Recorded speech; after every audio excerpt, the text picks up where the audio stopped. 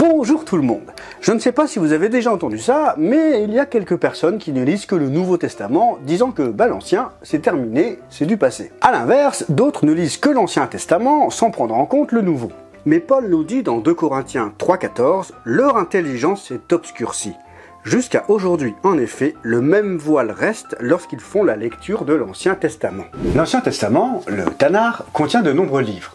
Les psaumes, des proverbes, la Genèse, des livres historiques, des livres prophétiques, des livres de loi. Et nous apprenons ici qu'il y a un voile sur ce qu'on peut y lire. Et Paul nous précise dans 2 Corinthiens 3,14 que ce n'est qu'en Christ qu'il disparaît. Sans Christ, on ne peut pas pleinement comprendre l'Ancien Testament. D'un autre côté, si on ne voit pas Christ dans l'Ancien Testament, comment pleinement comprendre ce qu'il nous dit dans le Nouveau? À l'époque, il n'y avait pas de Nouveau Testament. Les Écritures dont parlent Jésus, Paul et les apôtres sont l'Ancien Testament, le Tanakh.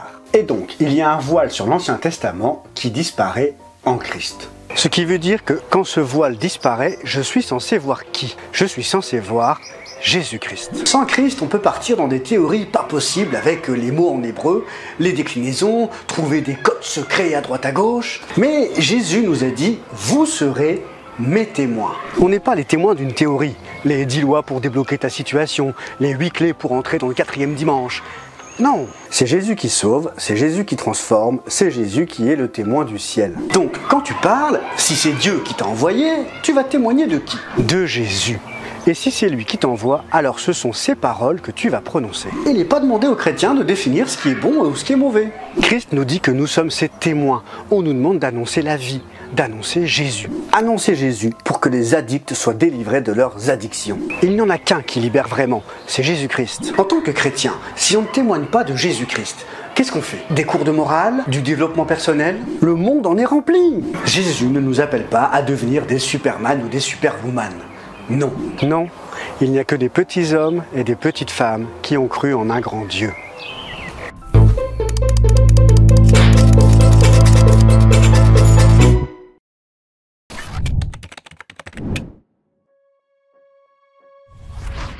Plus on grandit dans la foi, plus on réalise la grandeur de Dieu, plus on réalise nos faiblesses, notre fragilité. Et c'est pour ça que toutes ces choses ont été écrites, pour nous montrer que ces grands prophètes, ces grands rois ont à un moment donné dans leur vie été faibles.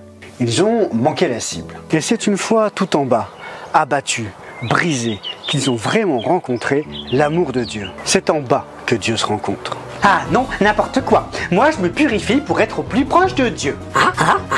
Tu te purifies? Oui, je fais des prières. 3 fois par jour. Je lave chaque parcelle de mon corps pour être pur. Ah bon? Je dois m'élever pour être plus proche de lui. Eh bien, prenons Ésaïe 57,15 pour voir jusqu'où tu dois aller. Ainsi parle le Très-Haut. Déjà, quand on parle de la dimension spirituelle, on parle d'en haut. Dieu est présenté ici comme étant le Très-Haut. Il est dans une dimension supérieure à en haut. Il est plus haut qu'en haut, dont la demeure est éternelle, et dont le nom est saint. Ok.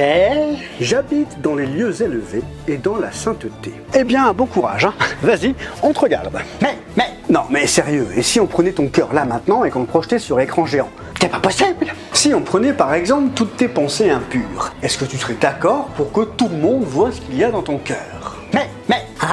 c'est pas possible. Il n'y a que l'orgueilleux qui peut dire « Ah, je vais m'élever ». Je veux monter dans les lieux élevés. Mais tu vas monter là-bas où? Comment? Habiter dans la sainteté, ça n'est pas que manger des carottes ou ne pas regarder la télé. Bah non, mais bon, prenons un grand mur tout blanc. Et bah déjà, la sainteté de Dieu est plus blanche que la blancheur même. Si on fait un micro-point dessus, et ben on le voit. Mais regardons la suite du verset d'Ésaïe 57,15. « J'habite dans les lieux élevés et dans la sainteté, mais je suis avec l'homme contrit et humilié, afin de ranimer les esprits humiliés, afin de ranimer les cœurs contrits. » Dieu est donc avec un homme contrit et humilié. Pourquoi? Pour ranimer d'autres hommes contrits et humiliés. Mais pourquoi? C'est qu'il devait avoir un truc particulier. Dieu a fait résidence dans un homme qu'on a méprisé, rejeté, brisé, qu'on a crucifié comme un vulgaire animal, alors qu'en lui était caché quoi? La divinité. Et beaucoup de religieux vont nous dire qu'il faut chercher un Dieu en haut. Mais l'Évangile nous annonce un Dieu qui est descendu. On n'étudie pas Dieu pour devenir croyant, Dieu se révèle. On ne cherche pas à monter vers Dieu, c'est Dieu qui vient vers nous. Nous ne faisons pas d'efforts pour que la lumière soit dans nos cœurs. c'est Dieu qui l'a fait paraître. Et au fil des révélations, mon cœur est transformé. Luc 12, 31. Ne crains point, petit troupeau, car votre Père a trouvé bon de vous donner le royaume. C'est là la différence entre la loi et la grâce. La loi, elle nous dit cours, sans vraiment nous dire où chercher. La grâce nous dit je t'ai donné le royaume. La loi a laissé le tétraplégique derrière. Mais par la grâce, quand elle arrive à la ligne d'arrivée, elle voit le tétraplégique. Compte sur Jésus. Ton problème n'est pas d'apprendre à courir, mais de connaître celui qui transporte. Ton problème n'est pas de trouver Canaan, la terre promise, mais de connaître le rocher. Le but n'est pas de connaître le paradis, mais de connaître l'auteur du paradis qui vit en toi.